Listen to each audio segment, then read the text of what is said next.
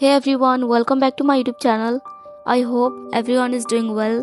आज मैं lady devil मांगा के चैप्टर 2 को एक्सप्लेन करने वाली हूँ। पिछले चैप्टर में हमने देखा था एनेट अपने पास्ट को याद कर रही होती है, जहाँ जॉन्स युद्ध करके वापस आया हुआ होता है और प्रजा उसे वेलकम कर रही होती है। उसे देखकर वो ये सोचने लगती है कि कैसे लोग अपने पहले पति के मौत का कारण उसे बताते हैं और उसके भाई के बीच रिश्ता कैसा है, वो दोनों किस कर रहे होते हैं, जिससे हमें पता चलता है वो अपने भाई से प्यार करती है। और यहीं पर चैप्टर की एंडिंग हुई थी। तो चैप्टर के स्टार्टिंग में हम देखते हैं हमें वही सीन दिखाया जाता है जिसमें वो दोनों किस कर रहे होते हैं। एनेट सोच रही होती है कि मैं कसम खाती हूँ, पहले ये सब सिर्फ मेरी एक जिज्ञासा थी, पर जिस तरह उसके लिप्स की वार्मथ की मुझे आदत हो गई, मुझे वो अच्छी लगने लगी, उस बात से मुझे नफरत है।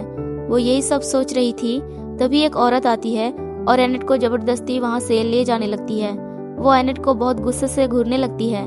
एनेट सोचती है ये औरत जिसे मैं माँ कहती हूँ, उसने सब कुछ देख लिया, और वो पीछे मुड़ के जॉन्स को देखती है। जॉन्स भी सैड होके एनेट को देख रहा होता है। एनेट की मॉम उसे उस टॉवर की तरफ ले जा रही होती है। फिर हम देखते हैं वो उस टॉवर के अंदर वाले कमरे में होते हैं। एनेट विंडो के पास खड़ी सोच रही होती है, जब मैं 6 साल की थी तब से ये 3rd फ्लोर का कमरा ही मेरी पूरी दुनिया बन गई। तभी तलवारों की टकराने की आवाज आती है तो एनेट बाहर देखती है। जॉन्स ट्रेनिंग ले रहा होता है एक वॉरियर बनने के लिए। कोई कह रहा होता है, माय लॉर्ड अपने कमर का इस्तेमाल करें। हाँ, बहुत अच्छे माय लॉर्ड। ये सब देख के एनेट सोचती है, जब जॉन्स एक योद्धा बनने की तैयारी कर रहा था, उस वक्त मैं कुछ नहीं कर सकती थी। तभी मेरे लिए एक अपना खुद का एक पहचान बनाने का एक अवसर आया। हम देखते हैं वो एक ब्राइड की तरह तैयार हुई होती है। वो सोचती है, मैंने मरे हुए शक्तिशाली रोड्रिगो के भतीजे से शादी कर ली, जो मुझसे 6 साल बड़ा था। उसके एक्सप्रेशन से लगता है कि उसे इस शादी से कोई प्रॉब्लम नहीं है। वो ये शादी अपनी मर्जी से खुशी खुशी कर रही है। इसमें उसके घर वालों ने उसको की शादी करने के लिए कोई फोर्स नहीं किया। फिर वो कहती है ये शादी का फंक्शन एक बेड पर खत्म हुआ, जिसे हॉल के बीचों बीच किसी देवी की तरह सजाकर रखा गया था, और बहुत सारे लोगों के आगे वो रस्म निभाना बहुत शर्मनाक था।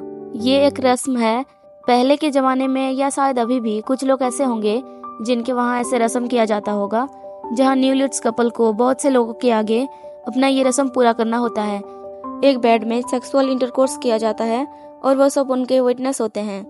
एनेट कहती है, इसके बाद मुझे जो अकेलापन, जो दर्द सहना पड़ा, उसके आगे ये शर्म कुछ भी नहीं है। जब हमारे शादी की रात ही मेरे पति का खून हो गया।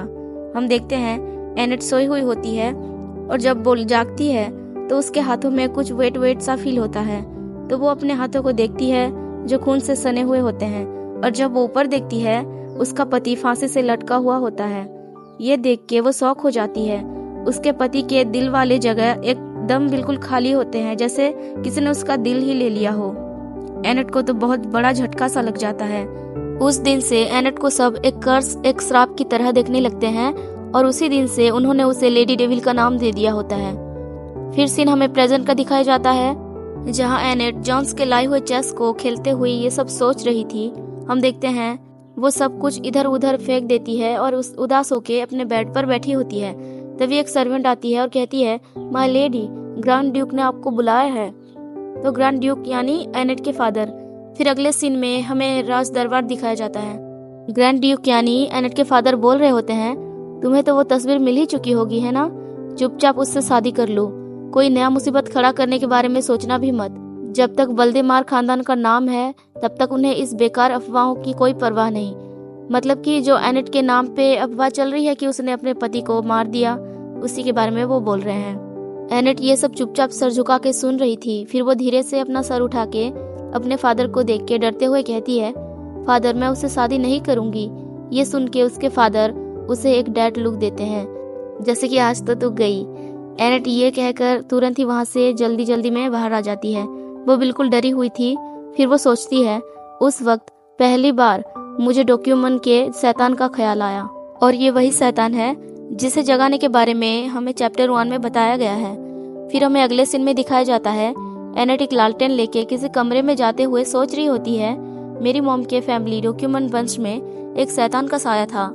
हम देखते हैं इस कमरे के दीवार पर कुछ तस्वीरें लगी होती हैं, जिसमें एक शैतान को कोई योद्धा या कोई राजा सील कर रहा होता है।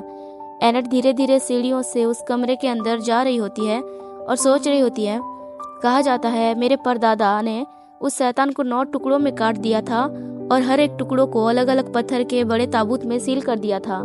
मेरी माँ अपने मरने के हाल में जब थी तब उन्होंने मुझे एक कहानी बताई थी जिसमें उन्होंने कहा था कि अगर आप उस ताबूत के पास खड़े होकर कोई प्रार्थना करें या कोई विश मांगे तो वो शैतान उसे पूरा कर देता है।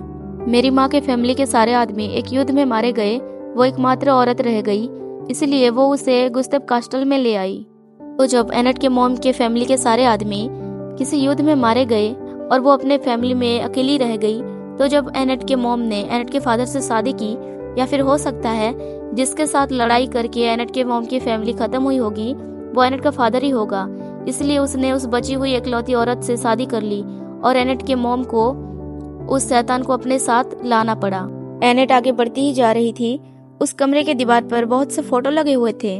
एनेट फिर सोचती है, मेरी मॉम ने कहा था कि 5 ताबूत पहले से ही डिस्ट्रॉय हो चुके हैं, सिर्फ 4 ही बचे हैं। और यही सोचते हुए वो उस जगह तक आखिरकार पहुंच ही जाती है जहां उस शैतान के 9 कॉफिन थे। एनेट उस सब को देखकर सोचती है, वहां तो सिर्फ एक ही कॉफिन ठीक है, बाकी तो सब डिस्ट्रॉय हैं। खैर, इससे कोई फर्क नहीं पड़ता। युद्ध के बारे में चिंता करना लड़कों का काम है।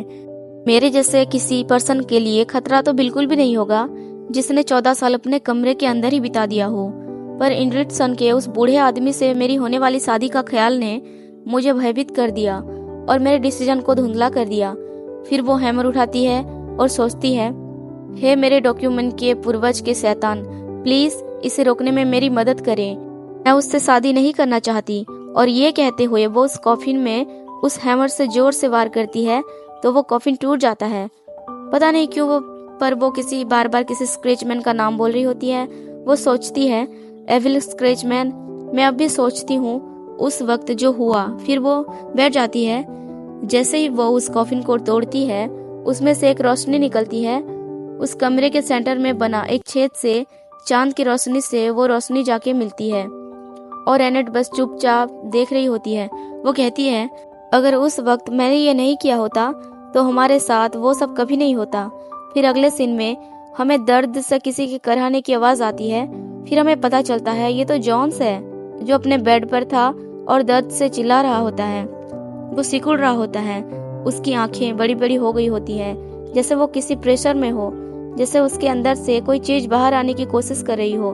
फिर हम देखते हैं उसके परछाई में उसके पीठ पर एक पंख निकल आते हैं जो उसके बॉडी को चीरती हुई बाहर आ रही होती है और उस दर्द से जॉन चिल्ला रहा होता है।